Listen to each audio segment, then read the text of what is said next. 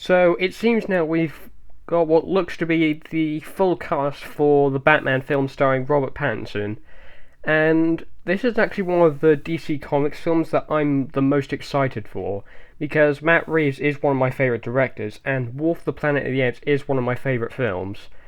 So today I'm going to go over the full cast of the Batman, and I'm going to give my thoughts on them. So firstly, we've got Robert Pattinson playing the title character, the Batman, and since he was announced as the new Batman after Affleck stepped down, I've surprisingly grown on Matt Reeves' decision to cast Pattinson as the character, and I'm really excited for the film now. According to some rumours, the film's going to take place 2 years into Batman's career, and I'm definitely getting some Arkham Origins vibes from that. If you didn't play Arkham Origins, then you're missing out. 'Cause it's kind of an underrated game in my opinion, because there are some good story elements. So, will Pattinson's Batman be any good? I definitely think so. Pattinson has actually said that his Batman voice is inspired from Willem Dafoe, when he and Dafoe starred together in The Lighthouse, which I haven't seen yet, but a lot of people say it's actually a really fantastic film, so I'll need to check it out. So yeah, Pattinson's playing Batman. I'm hyped for it. So, our next cast member is Zoe Kravitz, and if you don't know who she is, you may know her if you watched Fantastic Beasts: The Crimes of Grindelwald. She played Lita the Strange, funnily enough, and I have to admit, she was actually a great actress in that film, and it kind of hit me hard when she died in that film. Anyway, Zoe Kravitz is going to be playing Catwoman, which I'm actually pretty excited for. Catwoman is one of my favourite Batman-related characters. Well, I don't really consider Catwoman to be a villain. I sort of consider her to be an anti-hero type. And I really like the choice to cast Kravitz in the film, because I should mention this, but she kind of has connections to Jason Momoa in the sense that, well, Jason Momoa is dating Zoe Kravitz's mother, so. Anyway, Zoe Kravitz is, I think, a great choice to play Catwoman, and I can't wait to see her on screen with Pattinson. Okay, our next cast member is Paul Dano, who's been in a bunch of films I haven't seen. So, Dano is playing one of my least favourite Batman villains, the Riddler. Now, from all the characters that have seemingly been confirmed for the film, it does seem Matt Reeves may be drawing from Batman the Telltale series for inspiration. And if you haven't played those games, please go and play them. They are fantastic in every regard. Although I think The Enemy Within is slightly better than the original series. I did a whole advertorial campaign video on that if you want to go check it out. Anyway, Paul Dano, I think, seems like a decent actor to play the Riddler. I haven't really seen anything he's been in, but from what I've heard, he seems to be a really talented actor. And the Riddler is quite an interesting character in some versions of the Batman story.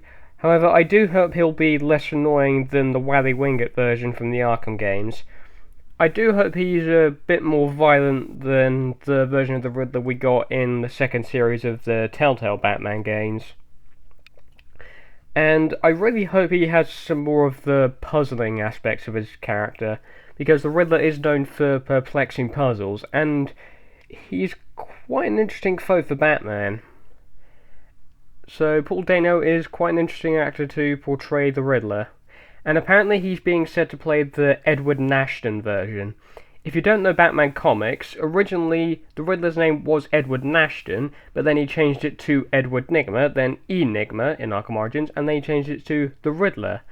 So, yeah, the Riddler was present throughout all four Arkham games. He didn't actually appear in person during the events of Arkham Asylum, but we had to collect Riddler trophies throughout Arkham Asylum. He did appear in the flesh during the events of Arkham City, Arkham Origins, he was still an Enigma at that point, and Arkham Knight.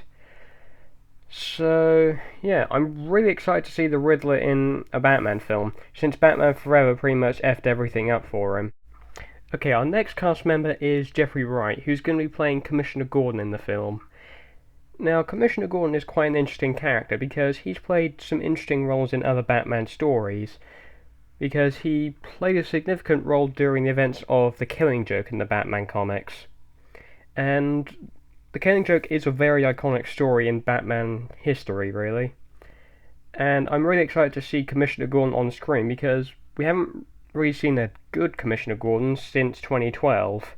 I'm not counting J.K. Simmons, he didn't have enough screen time for me to actually count him as a character. Anyway, Jeffrey Wright as Commissioner Gordon, yeah, I'm hyped up for him. You may know him from stuff like Westworld and Casino Royale. Okay, our next cast member is Colin Farrell, who's going to be playing the Penguin in the Batman. Now, the Penguin is one of my favourite Batman villains. Well, I kind of like all the Batman villains, really. But I specifically like the version of Penguin we see in the Telltale series because I found Penguin a lot more relatable in that than, say, Danny DeVito in Batman Returns. I apologise to all of you who made memes out of Danny DeVito, it's just, I never saw Batman Returns. Anyway, Colin Farrell is a very talented actor. The only recent thing I've seen him in was Dumbo, and that was a great film. So I'm really excited to see what Farrell does with the character. Okay, our next casting announcement is Andy Serkis, and he's going to be playing Alfred Pennyworth. Now, there were a lot of rumours about who was actually going to play Alfred in the Batman. Some rumours suggested that Pierce Brosnan, yes, GoldenEye Pierce Brosnan, was apparently going to play Alfred. However, those theories and rumours were sadly debunked, and we've got Andy Serkis, but that's a perfectly good trade-off. Andy Serkis is a very good actor. However, I suspect Serkis' schedule is going to be quite packed because not only is he going to be starring as Alfred in the Batman, he's also directing the sequel to Venom, which apparently has already wrapped filming. So this may give me the chance to actually see Venom 2 because Andy Serkis is a very talented actor, but if he's a good director, that remains to be seen. Now, Alfred I kind of see as an underrated Batman character because he's a lot more interesting than you might think. In the New 52, he's apparently a retired MI6 agent. Now, it's unknown if the film's going to go down that route and explain some of Alfred's backstory, but I suspect they may mention it at some point in the film. Okay, our next casting announcement is John Turturro, and you may know him from films like The Big Lebowski, Mr. Deeds, and the very crap Transformers films directed by Michael Bay. And John Turturro is a great actor, and if he's given the right script and the right material, he could be a great actor. Now, Turturro is playing Carmine Falcone, one of the major crime bosses in the Batman comics, and I'm actually really excited to see Turturro in the Batman films because he's a great actor, and Carmine Falcone is a very interesting character. I particularly grew on Falcone as a villain after playing the Telltale games, and Falcone is actually quite an interesting character, even though he's in it for an episode and a half and then gets killed off. So, yeah. Hopefully they won't kill Falcone halfway in the film. I do hope he has an interesting role. Now, it is rumoured the film's going to be adapting The Long Halloween. However, with some of the news that's been coming out about the film, I'm not sure they'll be going in that direction. It seems to be a completely original story that Matt Reeves is writing.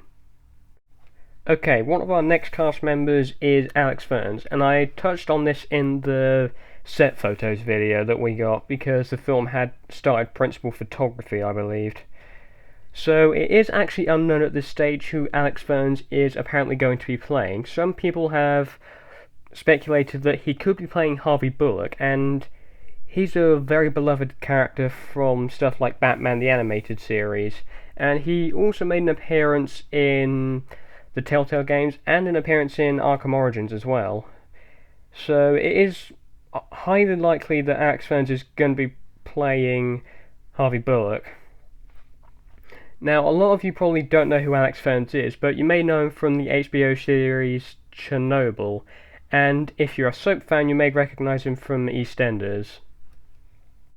Okay, our next cast member is Peter Sarsgaard. Now, a lot of people said that he could be playing Harvey Dent, Two-Face, because apparently he's rumoured to also be in the film. However, he's not playing Harvey Dent. Apparently he's playing Gil Colson, Gotham's District Attorney, which could mean that Harvey Dent isn't the district attorney in Gotham yet. However, it's implied that he is the district attorney in Arkham Origins. So, will Jill Coulson become the new Two-Face? I'm not sure, because Matt Reeves will probably want to stick to a lot of the comic material. And in terms of he'll follow the Long Halloween directly, I'm not sure. He could be just drawing some inspiration from it. It could be similar to The Dark Knight, because there's some undertones of political corruption in that film.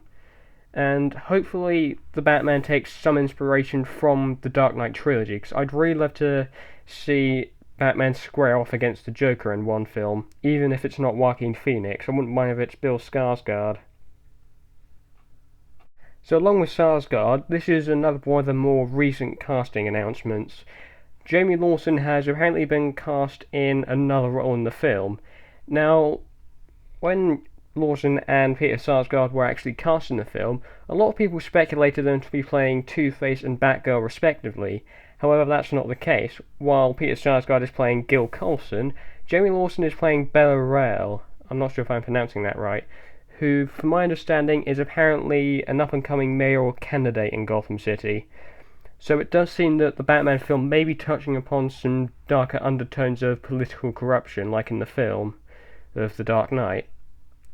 And that does sound interesting. We don't know much about these characters. For all we know, they could be completely original for the film, and I'm really excited to see this. So, yeah. Okay, so I also have another quick topic I want to touch upon quickly. So the question is, will the Batman film tie into DCEU in any way? Some reports have said that the Batman film could tie into the DCEU in some very small ways, similar to how Aquaman, Shazam and Wonder Woman did. So, I've talked about this in some other videos, but my theory is that the Flash film could change the timeline slightly and bring Pattinson Batman to present day. How that happens, we don't know, which means we could see Affleck replaced with Pattinson's Batman. This could also mean that Superman may not be in the future of the DCEU, because there are rumours that Henry Cavill had actually stepped down as Superman. However, that doesn't seem to be the case, and maybe Cavill will return. And if Pattinson is going to be joining the other members of the Justice League in the future of the DCEU, maybe we'll get to see other members of the Justice League as well. I, for one, would like to see Green Arrow show up in the DCEU. I know Arrow has already ended, but it's not too soon to see Green Arrow in the DCEU, right? I mean, it's been a couple years since Arrow began, and maybe we need a new Green Arrow just to get over the depressing death of Oliver Queen in the Arrowverse. And I think maybe the Flashpoint film could screw up the timeline and actually fix some plot holes that have been in the DCEU. This would also erase some of the other films from continuity, films like Batman v Superman, Justice League and Suicide Squad, because they seem to be the only three terrible films. I remember liking Man of Steel because it was an okay film. I remember my brother and I watching it before we had to go see Batman v Superman. So, yeah, hopefully the Flash film will screw up the timeline so much that we get Pattinson Batman in modern day. So those are my overall thoughts on the current state of the cast of Matt Reeves' Batman film. Tell me what you guys thought in the comments below. Are you excited for this film, or are you excited for Pattinson Batman to possibly join other members of the DCEU in the near future? And would you like to see the extended members of the Bat family show up? I know I want to. So that pretty much does it for this video, so I'll see you soon. Take care.